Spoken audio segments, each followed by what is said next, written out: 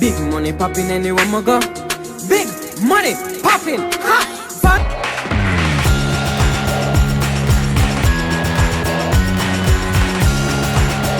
Hey, what's up, burritos? Welcome to a brand new countdown quickie where I give you a trending topic in a jiffy. No, today, oh my god, today we're talking about that NCB, National Commercial Bank saga. And if you never hear about it, then you have been living under a rock. So it has to do with Andrea Gordon. Now, she's a senior NCB senior manager, and she's accused of money laundering and all of them something there. You need to hear about it. So let me just read you where this gleaner said.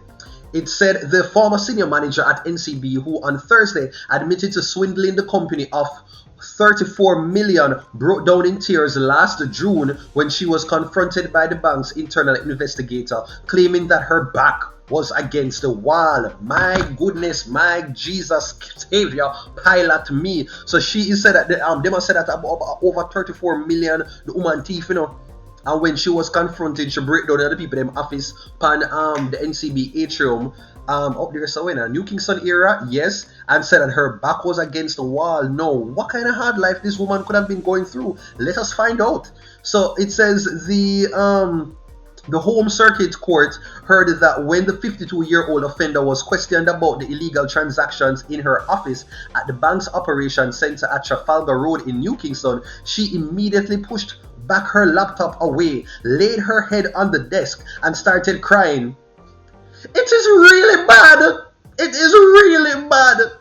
The mother of three told investigators that she started stealing from the bank in 2017 to help a cousin who had cancer, and after she ran into financial difficulties while renovating her house. No, bad to bad, honestly, people, the little part about if she's true about, you know, she have a cousin we are dealing with cancer, and we know the cancer treatment, you know, it's not cheap. It is very, very costly. Like, honestly, them cancer treatment here sometimes greater than the lotto draw. Like, I don't know how it tastes, but if that was true, a part of me can, you know, me can empathize a little bit and say, if you got teeth, at least it's fair like a cause like that. But then no me here say, wait then, after she ran into financial difficulties while renovating your house, say I tell myself just look a fix up for some little what you call it?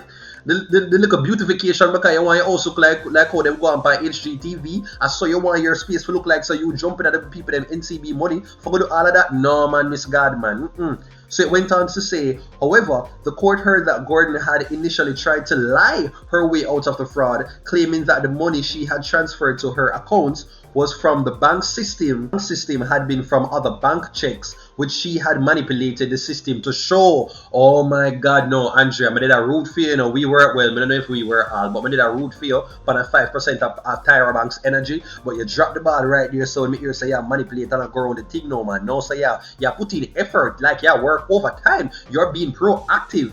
So they said that the ex-manager who had been employed to the company for 30 years and at the time of her arrest was earning 11.1 million annually. She appeared shamefaced on Thursday as she stood in the dock listening to allegations while holding her head down at times and at other instances shaking her head in disagreement. So you know, said it's about 900,000 a woman make a month, you know, while in her senior management position at NCB, the woman make a good amount, because gee, and worse, from if this was from, you know, a couple years ago and she make 900,000, that more than sufficient. That really, really good. But then again, you know, was she living within her means? That's the next question.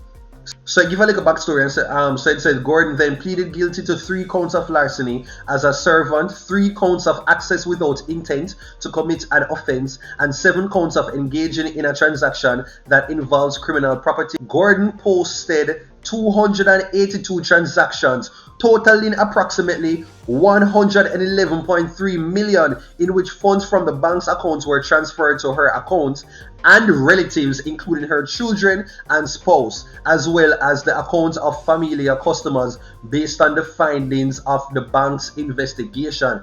And Miss Andrea Garden said our dog them have to live like, honestly, bad to bad. If you have a thief, at least you need to make sure she should look out for your immediate family. Like, you have to give her one little.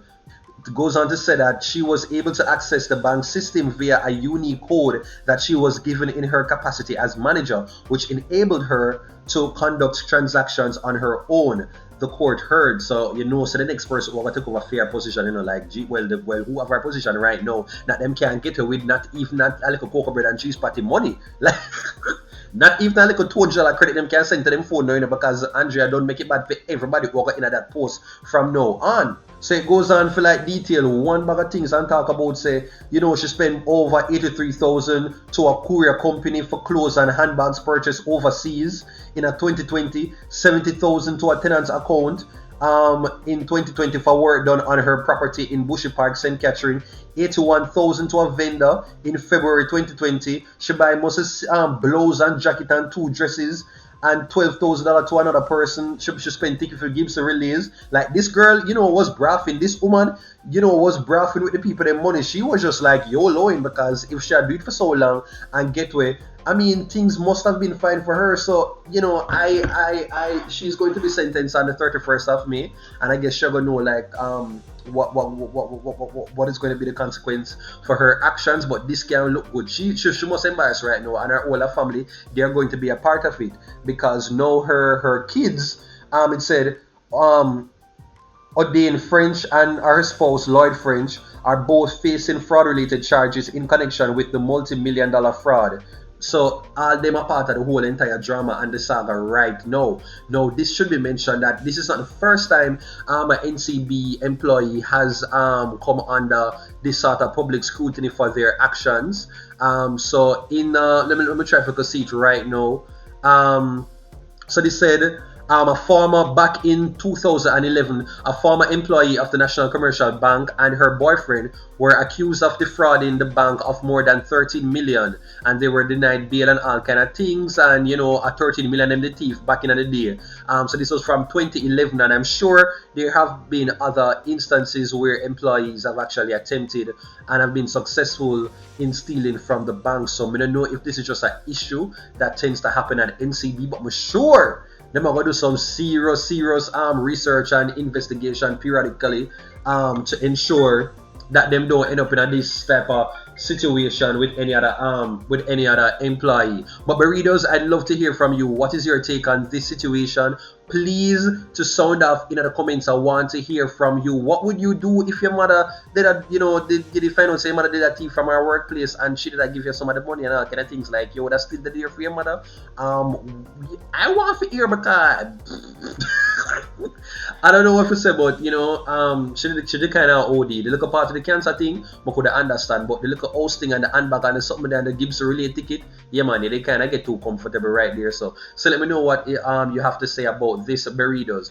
Well, anyway, we've come to the end of this countdown quickie, where I give you a trending topic in a jiffy. Please to like, please to comment, and the usual strips. Until next time, ta-ta!